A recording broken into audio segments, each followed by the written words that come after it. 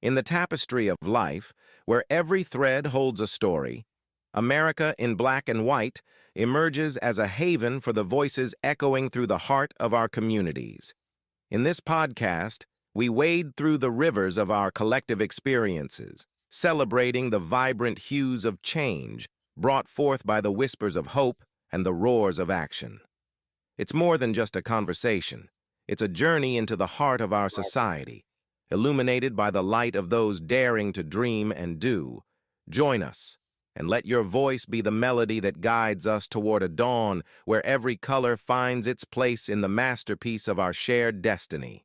Together, let's paint a future brimming with the positives that dwell in our minds and the actions that shape our world.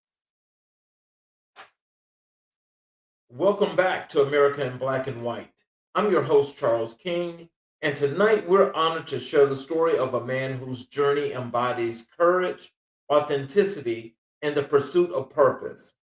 Growing up in North Carolina, Rashaad Johnson dreamed of possessing superhuman abilities, not for himself, but to impact the world around him. With a loving family, but no blueprint for success, he vowed to be the one to break the barriers and create a new vision for his family's future. After earning a degree in electronics and computer technology with a minor in physics, Rashad made a bold decision that shocked many. He turned down a promising career in technology to pursue an unpaid internship with a nonprofit. That leap of faith led him to community building, entrepreneurship, and ultimately a life dedicated to service. For over a decade, Rashad has traveled the country, speaking, motivating, and transforming lives. He is the author of Caged Dream and Identical Contradiction, works that challenge us to break free from limitations and embrace our most authentic selves. Guided by his motto, pursue your passion, live your dream, Rashad reminds us that our gifts are not just for us, they are meant to uplift others. Tonight, we will explore his journey, his work as an author and speaker, and the powerful influences of his sister and Nat Turner on his life and career. This is a conversation about vision, authenticity, and legacy. Ladies and gentlemen, Mr. Rashad Johnson. Hello, hello. How are you, sir? It's an honor to be here. It's an honor to have you on the show. So is there anything you'd like to say to the audience before we get into the show? I just like to say hello, hello, and I hope that my story and what I say can help you become the best versions of yourself.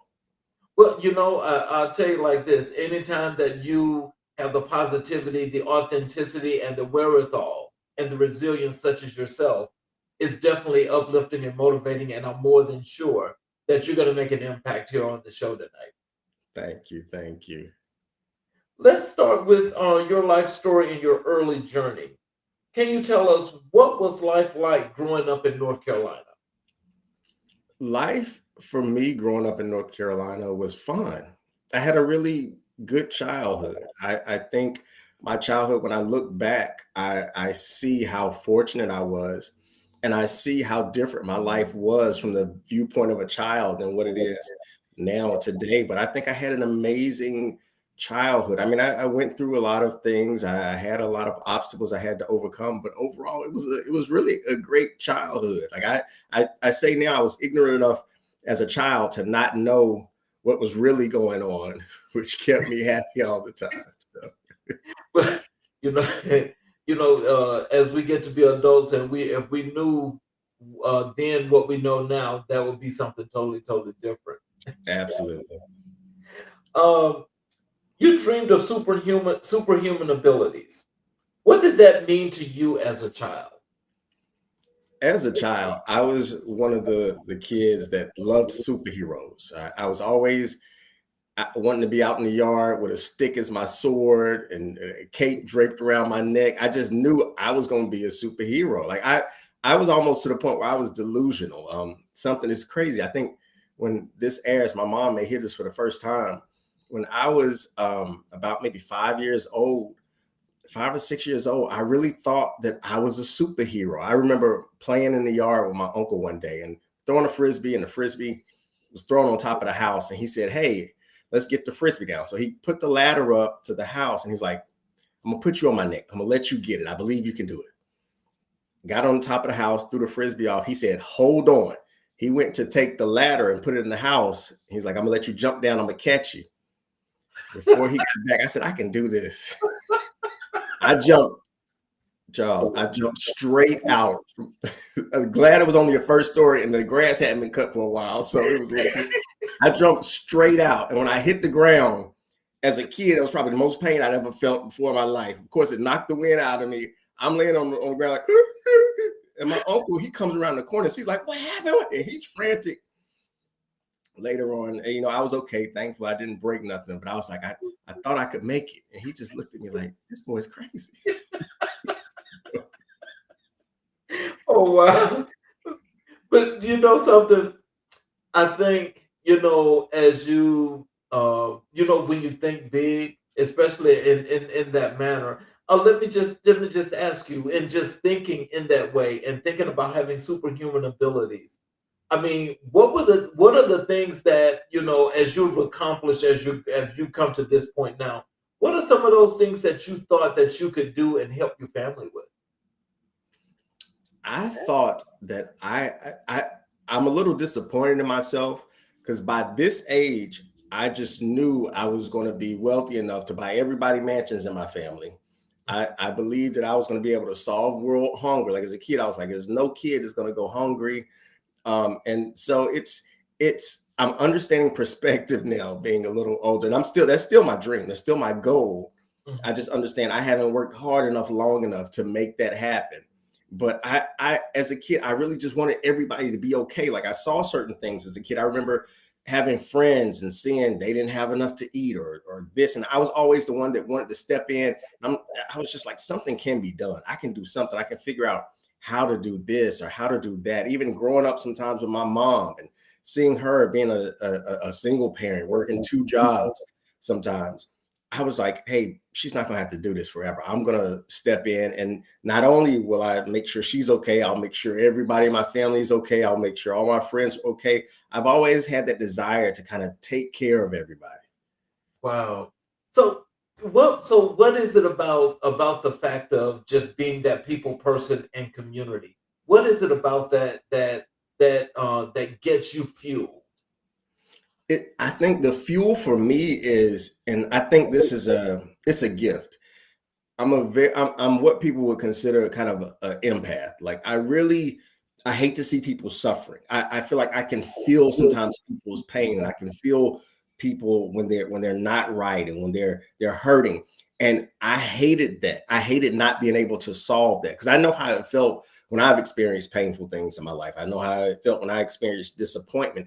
And it was almost like I wanted to protect people from that. Like I didn't want anybody to feel that. So that's where it came from. Me just feeling that in my youth and not wanting anybody I cared about or anybody that I was concerned about to feel that as well. Mm. So, how did your family shape your vision, even without a direct model of success? Well, and I want to definitely want to clarify that. I would say my family, I came from a very loving family, and I'm very grateful. You know, my family, tell people, my family was probably like most of the Black families in the United States. Like I had a very loving family, but you had the one-offs here and there. You had the cousin that was always into something. You had the uncle that was like, "I love him though. That's my uncle." Like, so you had all of that. But my grandfather was very, very influential to me. My grandfather was like, he was like a superhero to me. I used to say, when I grew up, I wanted to be just like my grandfather. Like so much so, I remember. So I'm brown skin, light brown skin. My grandfather was dark skinned. I remember as a kid, I don't know how old I was. I maybe 4, 5, 6. I remember one summer day, I had on, my clothes. I took everything off with my shorts, took my shirt off, took my shoes off, socks off, summer day, and I'm laying out in the yard. And so grandfather comes out and says, "Boy, what are you doing?" I said, I'm trying to look like you, Papa. I just felt like I wasn't baked enough. Like, so I had to just lay out in the sun a little bit more. And to me, my logic was on point because I'm like, wait, I notice when I stay outside for long periods of time in the summer, my skin gets a little darker. So I'm like, if I just do this consistently for a while, I'll be that. So, and I'm saying all that to say I wanted to be like him so much because he was that he was a manly man. He took care of his family. He taught me so much about life and being a man. So being in that type of environment, that really shaped me. And my grandfather, I think he was very successful for his time period. I mean, he took care of all of his family. He owned a house back then, and and so it was just I wanted to see more because I started seeing different things. I started to see people that had more than what we had, and seeing people that had other things. And so I wanted that, and so I wanted to be able to do more than what he had did. And he always told me, you should start from my shoulders. You should, what I've done, you should build on it. And so I took that to heart and say his level of success, he did this, so now I can do more. And so that's what kind of shaped my mentality. What motivated you to vow to be the one to break barriers in your family? I think because I just wanted it done immediately. Like I saw, and not to say I don't want to paint the picture that nobody in my family is, successful. That's not the case. Right. But as a kid, I saw, like, I understand this is from a mind of a superhero. Like I saw people achieving a level of success, but I'm like, I'm looking up here. Like I need the mansions, I need this. And it wasn't all about the material, but I just wanted the ability to see what I saw. I remember the first time I went into a very wealthy neighborhood in my hometown and was driving through, and I just started thinking, like, wait, why don't we live here? Like this is why aren't we here? And so that really motivated me. I mean, even meeting different people and meeting all kinds of people. I met a lot of people that had less than me, but I met people that had more than me too. And I just thought, well, being a superhero, it's possible. I got to learn how to tap into these superpowers and make this happen. And so that's always kind of been my mindset. So, how did your degree in electronics and computer technology with a minor in physics influence your perspective? I would say I'm very proud of that degree. And I went to the most prestigious university in the universe. I'm an Aggie, North Carolina A&T State University. I think that getting that degree, it made me a man. It taught me how to persevere. It taught me accomplishment because it wasn't easy. Like in getting to my whole college career, that's a whole nother conversation. The obstacles that I had to overcome in college, I think getting that degree was a huge accomplishment for me, not just for the knowledge, not just to say I have a degree, but the fact that I persevered through something and accomplished it.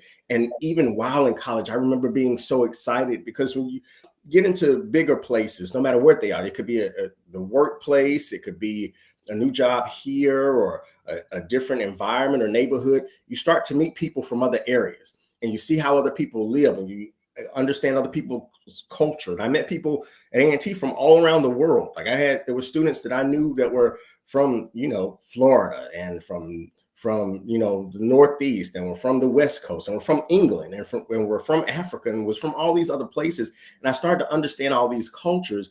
And that really gave me a very well-rounded view of people because, up until then, all I known was my neighborhood or my city. And that's what it was. And so that accomplishment allowed me to see that, one, I was capable of doing whatever I decided to do. And two, it let me know how much energy and consistency it takes to really achieve a dream. Because I was in college for 5.5 years. It was a 4-year program. I could have gotten out in 4, but I lost my mind for about 1.5 years, partying and everything else. But even persevering through that and continuing to push through, it gave me a sense of accomplishment. So that really gave me a huge bolt of confidence once I graduated and launched out into the world. So, with that perspective, is that what helped to influence you being so multifaceted in the many things that you do? think it did. It did, because I saw people that had other talents and had other gifts and abilities and were able to do other things that I couldn't do and were very great in areas that I wasn't. But it really let me see that, wait, there's so much more to life and there's more that I can do. So I really had to tap back into that almost superhero mindset. Like, wait, I'm not doing enough. Like, I haven't accomplished enough yet, because I felt like there were still people, and it's such a burden, but a good burden to me today. Like, I feel like there's still so much more that I have to do just to make sure that the people I love and care about are good for the rest of their life. Like, I want them to have the best, because there's people out here experiencing the best in the world, and whatever it is, whether it's the way you live, or your bank account, or the food you eat every day, or the places you visit, or where you're able to vacation. It's people experiencing the best. And for me, my motivation is to get everybody around me to experience the best. So what went through your mind when you turned down a promising job in New Orleans? Well, I'm gonna start by telling you what went through my family's mind, and they were all like, "We told you this boy was crazy. Like, we told you." Like, they and some of my family was angry, rightfully so. Like, my grandmother, grandfather, mom, they were a little angry. My grandparents more than anything, and I understand that now, because they played an integral part in helping me get my education. Mhm. My grandparents are like my second set of parents. They really helped me a lot. And so they were angry, because they were like, "You've been doing all of this, and you've sacrificed for 5.5 years and done what you needed to do to finally graduate, and you're going to turn this opportunity down." But for me, it was why. Now I'll tell you why I really did it. One, it was twofold. One, I remember, for homecomings, people that were older than me that would come back from homecoming, and I was curious. So I was like, "What do you do every day at work?" Like, I know what we were learning in the classroom, but I wanted the practical application. Like, what do you actually do every day? What are you doing? Like, what projects do they have you working on?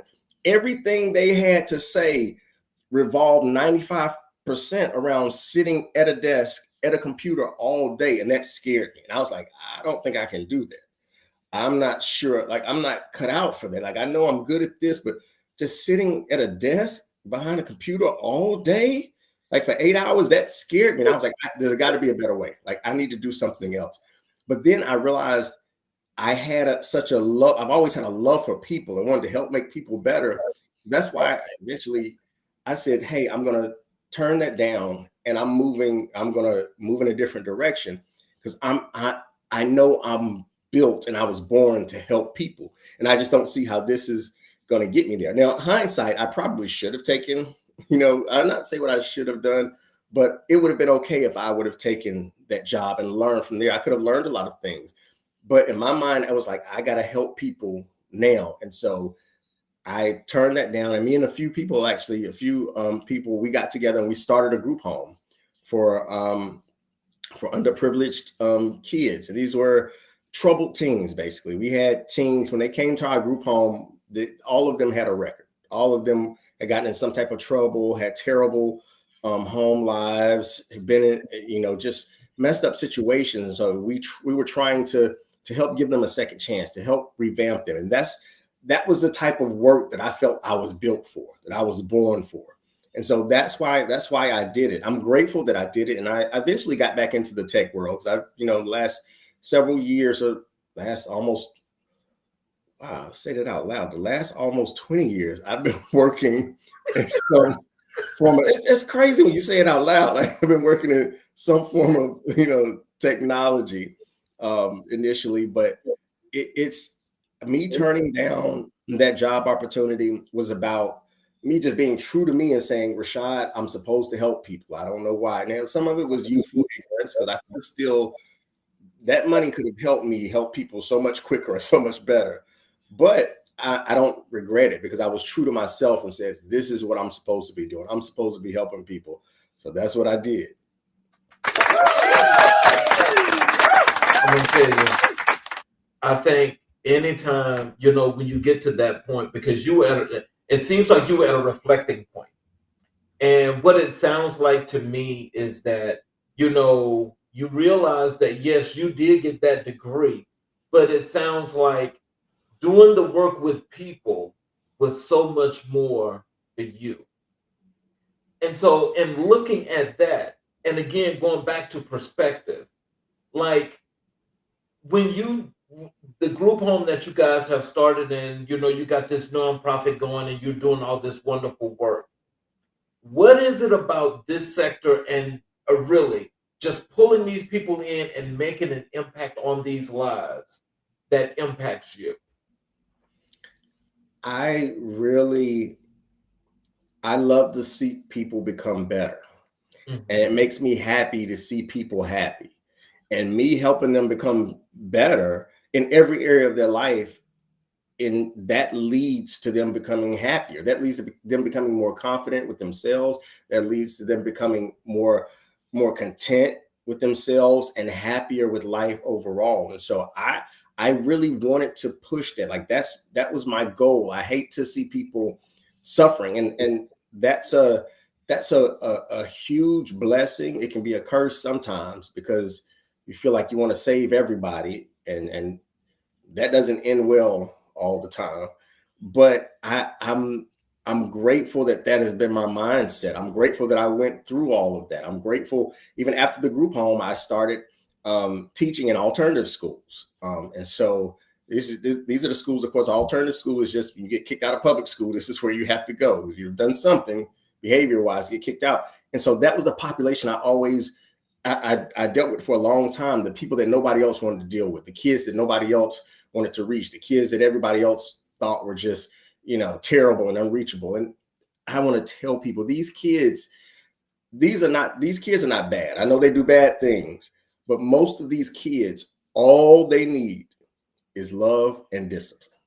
And you can't have one without the other. I've learned that, and I'm not saying this as a theory. I'm telling you what I've learned from years of working with youth. These kids need love and they need discipline, and you can't have one without the other or they're going to suffer. And so that's what really pushed me to see. And I think with it being kids, it touched a different place in my heart. Like adults, I don't want to see adults suffer, but sometimes I'm like, you were stupid, you need to suffer for that. Your decisions you made, you deserve that. It's going to teach you a lesson. But kids, I'm like, it stirs something different in me. Mhm. How did how did that unpaid internship change the trajectory of your life? So that changed a lot. And I'm gonna tell you, it started before that internship. So let me tell you what led up to me making that decision. So I know we talked before, and I was telling you, my sister is one of the people that I do this for her. So my sister was killed my last semester in college. So my last semester in college, middle of the semester, I have 21 hours. Like a full load is only 15. But again, I was in school for 5.5 years, played around, partied.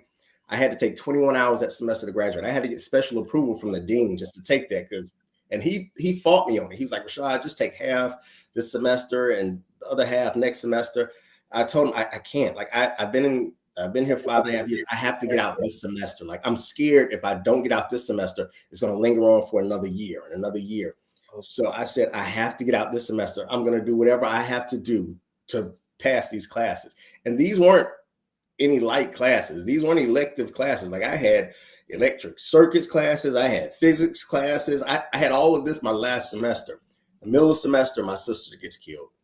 And at first, I was just like, I'm done. I'm gonna just have to start all over next semester. I thank God at the time I had a mentor, my big brother. I call him my big brother. He's like a brother to me. And he sat down and had a conversation with me. And he said, Rashaad, I know this is the most devastating thing that's ever happened in your life. I know it's you're hurt, you're devastated, you're not feeling up to it. But he said, you have to finish. He said, you have to continue. He said, he was like, and I don't want to sound heartless, but I want to tell you as a man and as a Black man, this is life. We don't always get to choose how our life goes, but The measure of a man is how he responds after difficulty, how he responds after tragedy, how he responds after disappointment. And he was like, you have it in you. I know it's going to be hard, but you have to finish. And so I really buckled down. And that's that's what started my whole mentality to change. When I graduated that semester, everybody was happy at graduation, but for me, it was something different. Like knowing all I had been through that semester. And that's when I made the decision. It's like, I said, listen, I'm going to do what I feel like I was put on this earth to do, because that was a sobering event for me. And it reminded me, hey, we don't have forever, and we don't even know how long we have. And I don't feel like I can waste any time doing anything I'm not supposed to do. So that's what started me making that decision. And that unpaid internship, I was serving in a ministry capacity where, again, being very selfless. And that kind of that helped reshape and guide my thought process. And it was then I was just like, yeah, this is what I'm supposed to do. I'm supposed to be helping people. I'm supposed to be doing this. I'm supposed to be, making the world. This is why I was born. I understood I was born to help make people the best versions of themselves. I didn't know exactly how I was going to do that, but I knew that was my purpose. So that unpaid internship was right after the turn of events of college. And that was kind of, it wasn't the turning part, that internship, but it was kind of the accelerator to the turn I was already making. Sounds like the superhuman powers was paying off. Yes, listen, yeah, I had to be a superhero to get through that. It was tough. What lessons did you learn from building a community-focused business with peers? I learned so many lessons. I think anybody that's done anything entrepreneurially, you understand that most of your learning comes after you decide to build the business. And you can go to school, you can learn everything on theory you want to learn, but actually putting that into a practical working effort, I learned everything. It taught me the value of work. I understood that we know you don't, even if whatever you believe, you don't plant a seed today and get the harvest tomorrow. You plant the seed, you till the ground, you water the ground. There's time there's a process. And that's the same thing for life. And that's what I learned. Like there is a process, because we worked for months and months and months before any of us got a check. And so it taught me a lot about really focusing on something and really putting in work effort. It also taught me how to work with people, because of course, like we didn't all get along. You got 4 or 5 guys who we're all grown. We all have different mentalities. We're all, sacrificing to make this business work. We're not getting paid as quick as we thought we were. So the pressures of life and bills and everything else. Listen, there were some times I couldn't stand them dudes. And I know they would say the same about me, but I'm so grateful for them and what we learned together. But it taught me really the value of building something. And I respect anybody that's built anything. I don't care how small your business is. I have such a respect for them, because it takes a lot to build something. It's easy to come in, not easy, but it's easier to come in and just work something where there's a syllabus and there's a game plan for you and you know what you're supposed to do. But to build something and have to figure all of that out, that taught me so many life lessons. I'm forever grateful for that. So how did those early experiences prepare you for your work today? Those experiences prepared me because it gave me so much material to teach. And when I teach about my life experience. I feel like I've lived so many different lives in my short young life. I learned how to, one, make it happen. I remember one of the people I used to work with, we didn't know what we were doing sometimes. We were doing all of this from scratch, learning on the job, learning as we go. But our mentality was just, okay, make it happen. I don't know how to do this. It doesn't matter. Make it happen. And so that became my mentality. So I developed this mentality that there's no such thing as me saying, okay, I just can't do it. I can't figure out how to do it. I have to learn how to do it, research how to do it, ask somebody, call somebody, see who they know, go to the library, read a book on it. Like there's no such thing as, oh, I just can't do it. No, you have to make it happen, figure out how to do it. And that shaped everything that I'm doing now, because even now as a speaker and an author, I don't want to say it's easy, but it's easier because when I talk and when I teach, I'm not just talking theory. I'm not just talking about things that I think sound good or things that I think, may help people. I'm talking about practical life applications that I lived and worked through, that I know these principles are proven, and this is going to help somebody.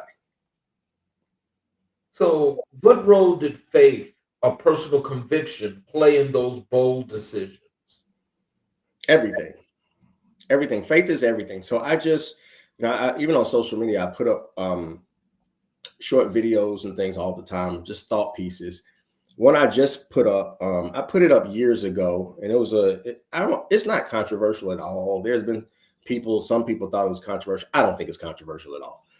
The video, in the beginning, I just says, the title of the video is "Prayer Changes Nothing," and immediately anybody from the church world will hear that and be like, wait, what are you talking about? Like, hold up, pump your brakes, bro. But I say it all the time, prayer changes nothing. And what I mean is, it's not just the prayer that changes anything. It's the faith and the work that you put to what you're believing, you're asking for, that causes everything to change. Because there's people that pray and don't really have the faith and don't put any works behind it, and nothing happens. There's people that don't pray, but they have the faith to believe and they put the work behind it, and things happen. So the key is the faith and the works. Like, that's everything. You have to, and faith is simply believing. And if you believe, you act as if. Some people say, oh, I believe. No, that's hope. There's a difference between hope and faith, because some people just hope for stuff because they don't do anything about it. If you say you believe something is going to happen, or you're believing for something to happen and you're not doing anything, that's hope. That's not faith. Faith is you believing is happening. So you're preparing your life for it to happen. You're actively working to make it happen. You're actively believing in whether it's yourself, whether it's your higher power, whether it's God, whatever it is that you believe fuels you. It takes a huge amount of belief, but it also takes a lot of work in tandem to make that happen. So I think faith is everything. And oftentimes, if you don't have faith, you have nothing, because faith is, think about, I use this example. Tomorrow doesn't exist. We've never seen tomorrow. We're not promised tomorrow. There's nobody that can guarantee us 100% that tomorrow will ever come. But me believing that tomorrow is going to come, what do? I prepare for tomorrow. I work to save money to pay bills tomorrow. I work to save money to buy things for tomorrow. I work to save money to buy food for tomorrow. Why? Because I believe and I have faith that tomorrow is going to come. It may or may not, but I'm working actively to make sure that happens. So I believe faith is everything. Let's pause a few seconds. I want to do a commercial break here to do a short promo.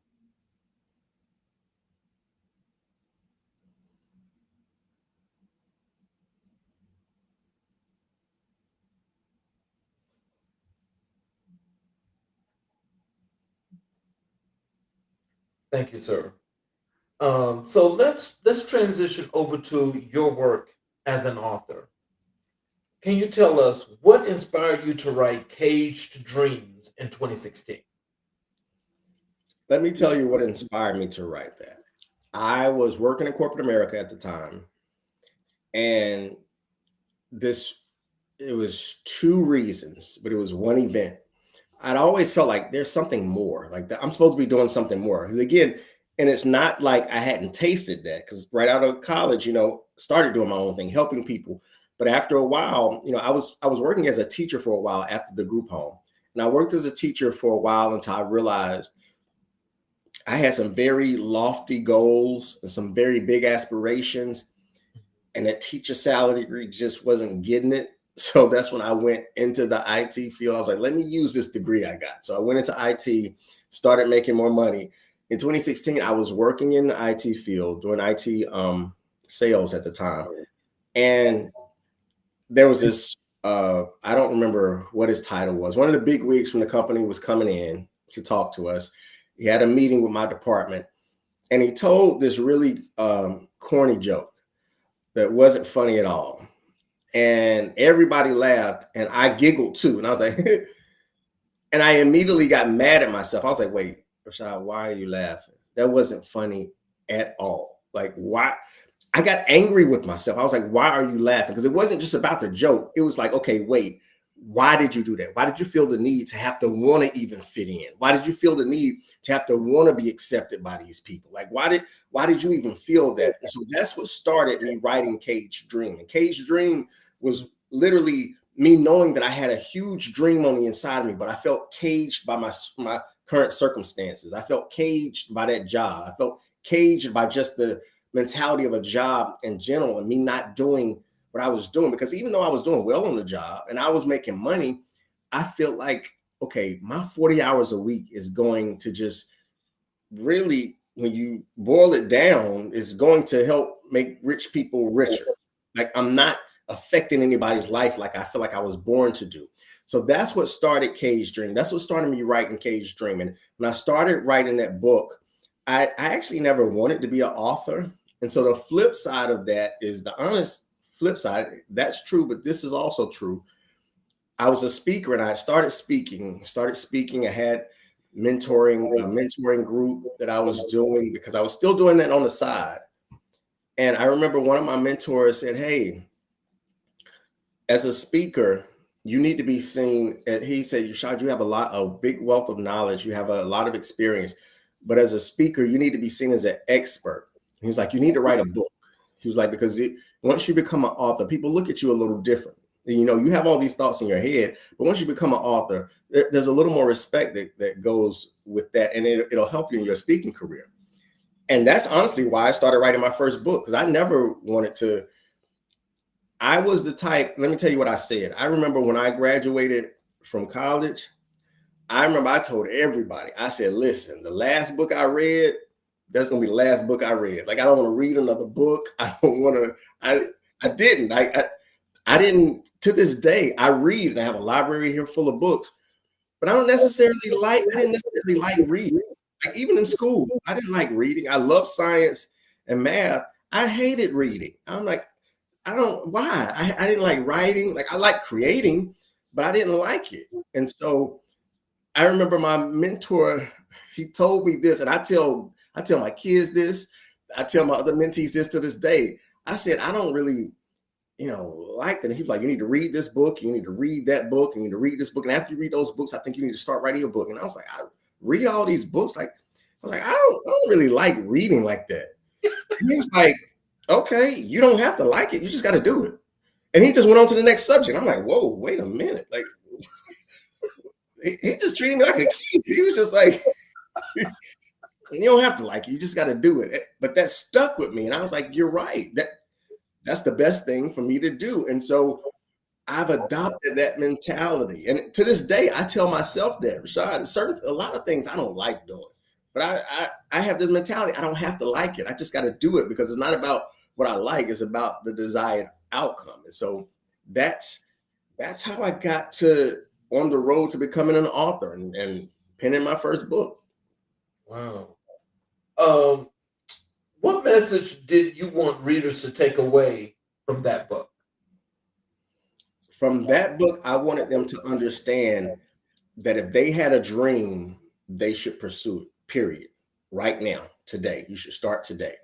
Because that was what I started doing. I had a dream. I wanted to do certain things, but I hadn't really put the effort to doing it that I know I needed to until I started writing that book. And so even with that book, I wanted people to read my book. And this is what I really honestly want. I wanted people to read my book and immediately start working on their dream.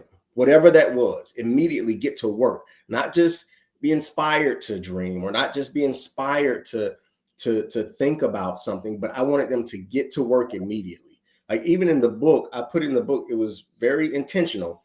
After every chapter, I would ask questions at the end of the chapter. And after every chapter, I have a few pages, few blank pages with lines just for people, to document and write down those questions. And again, that's not for me. I'll never see all those books, but I wanted to give them a blueprint to help them develop a blueprint to start working on their dream immediately. That's what I wanted from that book. Oh, wow. Can you tell us, how did writing Identical Contradiction differ from your first book? Oh, good. So Cade's Dream was just my first shot at being an author and learning how to write a book and learning how to put thoughts down. And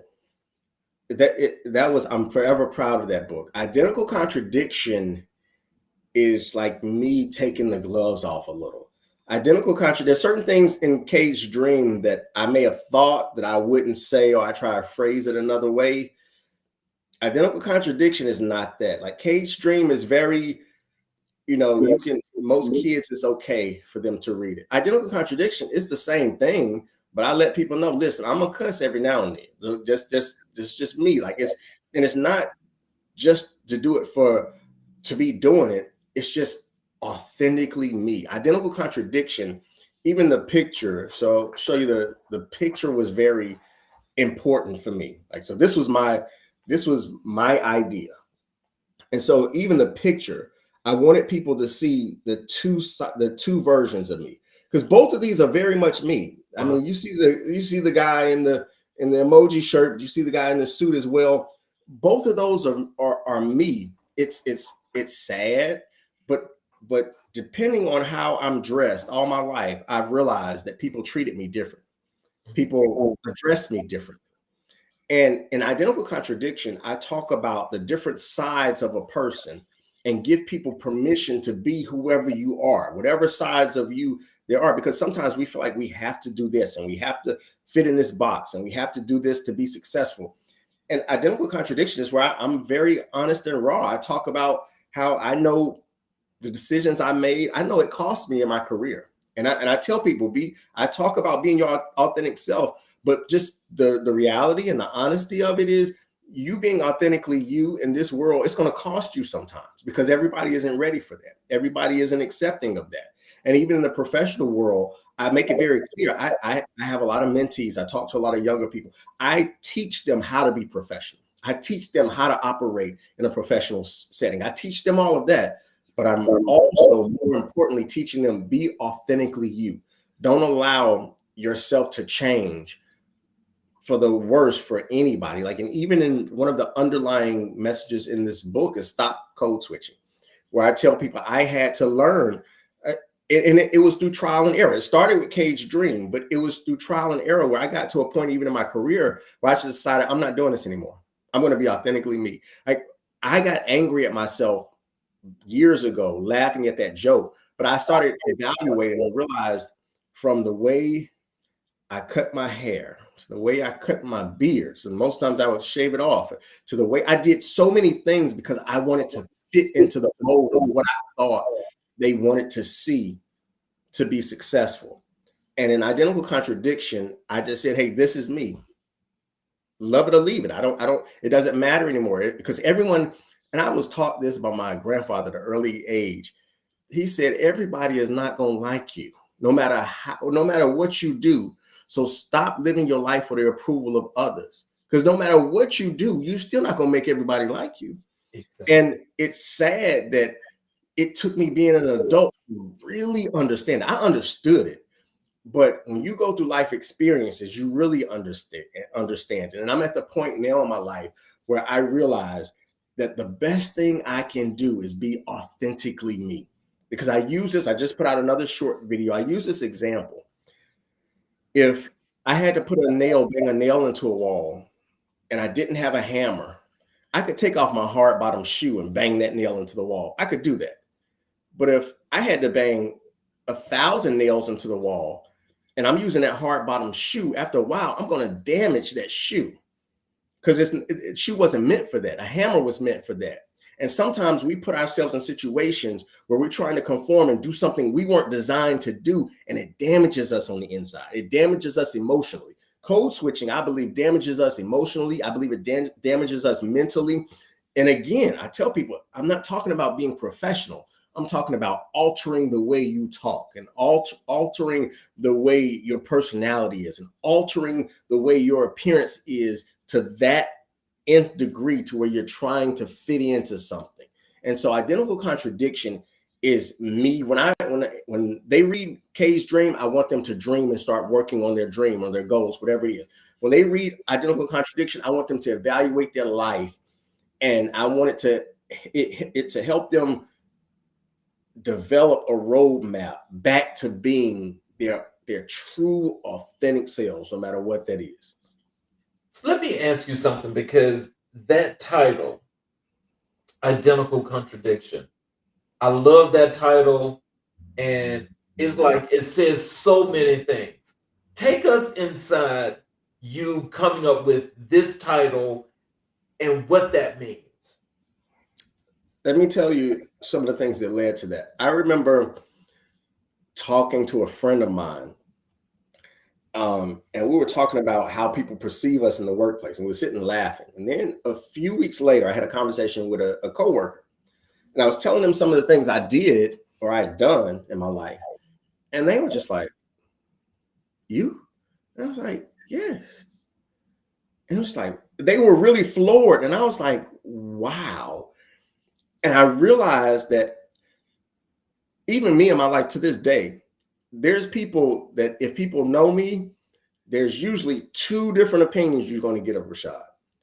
The people that know me on just a professional level or that have met me in person, they'll say certain things about me. When they come character-wise, they'll say he's very laid back, or some may even look at it as shy or reserved when you meet, because that's how people perceive me in the workplace. Where people that really know me, that I have a personal relationship with, will be like, Rashaad is just he's live and he's a joy to be around and he's crazy and he's funny. And both of those opinions are true, but those are just two parts of me that I show in different arenas or different situations. And even though I'm telling people to be authentically them, and some people question like, wait, well, you're saying being authentically you, but these people have different perceptions of you. And I'm like, yes, as humans, we're dynamic. Like, I don't talk the same way to my mother than I do my friends. I don't talk the same way to people in the workforce as I do my children. It's we adapt and we alter the way we communicate and the way we are to different people in different scenarios.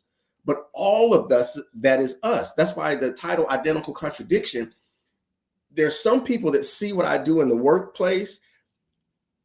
If they were to know everything that happens in my personal life, they would be shocked and floored. Like, wow, I would have never thought. And I'm like, yeah, I never had a desire to let you in. Like, I don't have a lot of personal conversations with people at work. I don't talk about a lot of ideas. I'm at work. I tell people I go to work to make money, period. I'm not here to make friends. No, I don't want to come to your house. It's a big deal to even get me to go to the company potluck. I'm like, oh, I'm going to do it. I don't want to, but I don't want to go to the company Christmas party. I'm going to do it because it's going to be good for my career. But it's a lot to me, and just everybody isn't privileged to see all sides of me. I like that. And that says a lot, because as I look at that book cover and I look at the title, I mean that could be endless conversation, because I think it's the ultimate piece of abstract art. Because when you show the two sides of you like that, it's like, which one am I going to get? What is he going to do, or what is he going to do? Why is he doing this and he's not? But at any rate, I love that title, and it's just interesting how you came up with that title. Because has anyone ever asked you about that? Why did you come up with that title? I get asked about it all the time in reference to the book, and it was something just I thought about long and hard. And And I was like, I want this book to be a reflection of me, but I want it to be more of a reflection of my thoughts. Like, I don't want it to be so much about me, but more of my mentality and how I think. And so, even with the pictures, when I took the photo shoot, I was very intentional. I was like, told my photographer, this is what I want to do. Like, I literally said, hey, the photo shoot was 2 days. The first picture was me in the beard, and the second picture I shaved everything off because I wanted people to see those different versions. But what I did leading up to that, I had different covers, and I surveyed a lot of people, and I would ask them, which picture do you like for my cover? And I didn't have the pictures, both of them side by side. And most people, it was about 90% people that knew me only in the professional world said that's the picture with the suit. People that knew me as a person, like, no, this is the one that shows more your personality. This is who you are. And I realized that I'm sure you've known this, as a Black man in this country, the way you're dressed, it maybe should or shouldn't be, but it's just the way it is. The way you're dressed has a lot to do with how people perceive you and how they treat you. Fair, unfair, it doesn't matter. Whatever your thoughts are, those are your thoughts. But the reality is, it has a lot to do with how people treat you.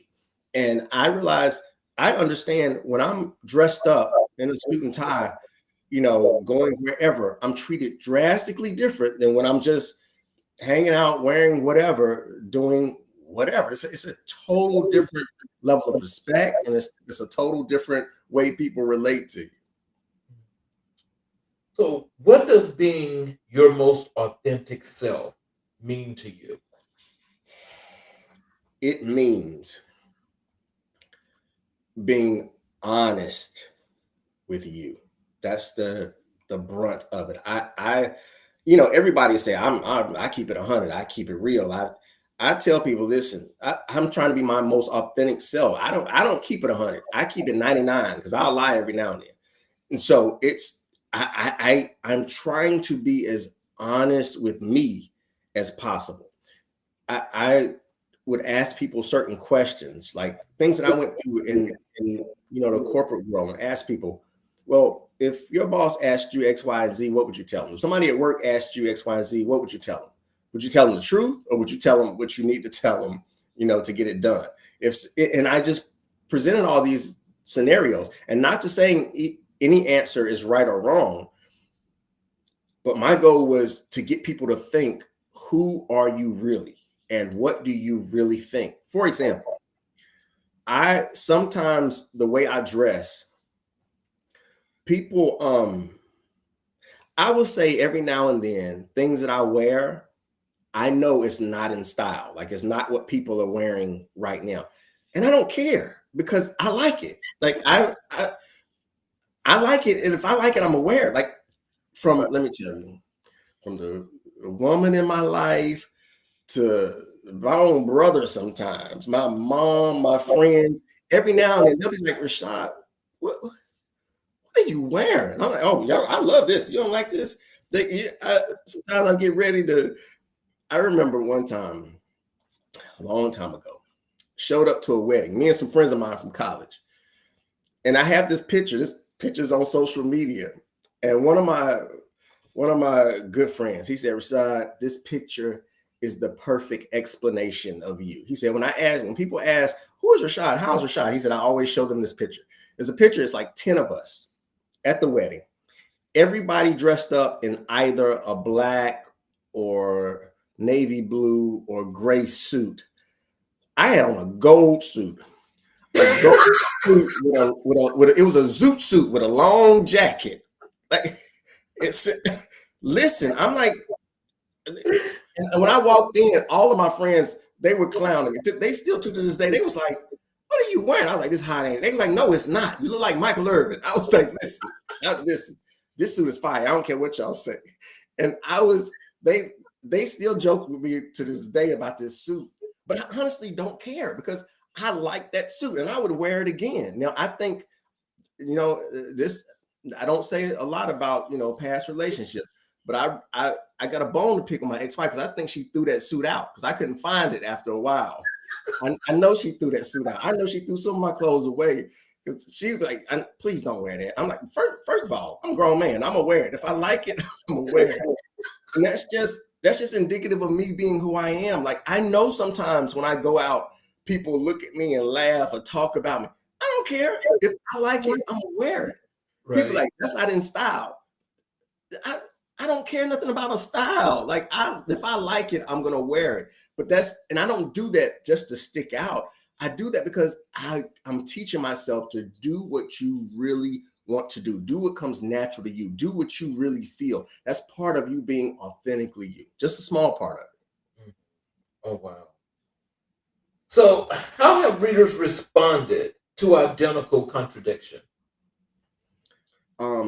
That's a very humbling question. And I can say I've had a lot of positive feedback, and it's really kind of touched me because it did what I intended for it to do.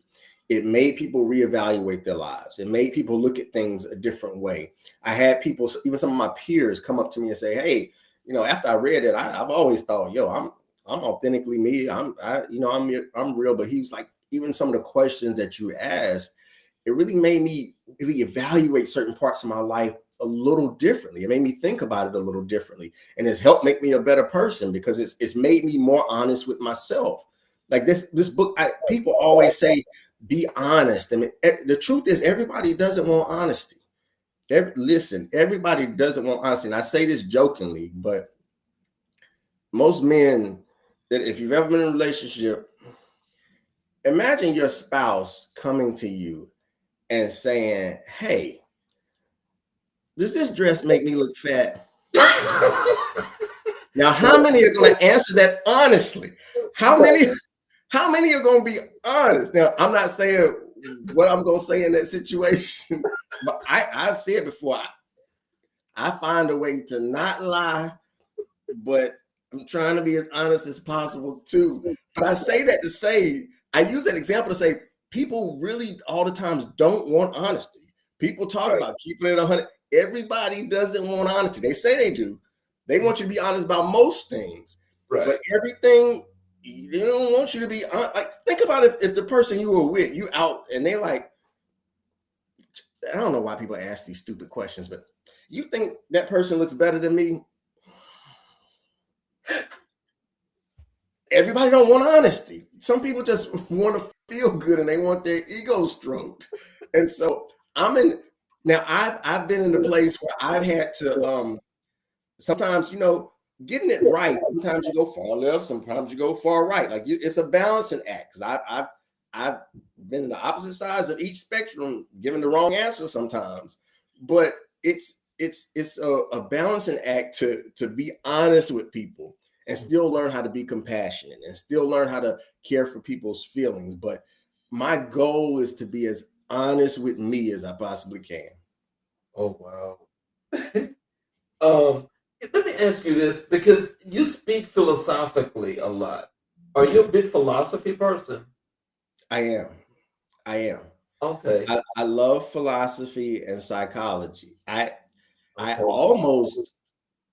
I was about to change my major to psychology when I was in college. I took one psychology class and I fell in love with it.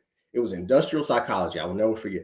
I fell in love with it. I was like, I'm changing my major. Like, it's all about psychology because I want to know. I love diving in and learning how we think and why we think the way we do and why we operate the way we do as humans. Like, I love that. I can talk to people about that all day long. The only reason I didn't change my major to psychology, I actually went to my advisor and said, "Hey, I want to change my major to psychology.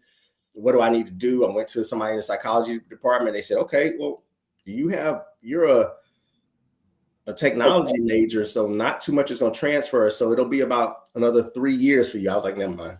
I got to get up out of here. I can't take too much longer. But I love philosophy and psychology. I love humans. Like, I love the way we think. I think human behavior is one of the most amazing things there is in the world. What challenges did you face in writing and publishing your books?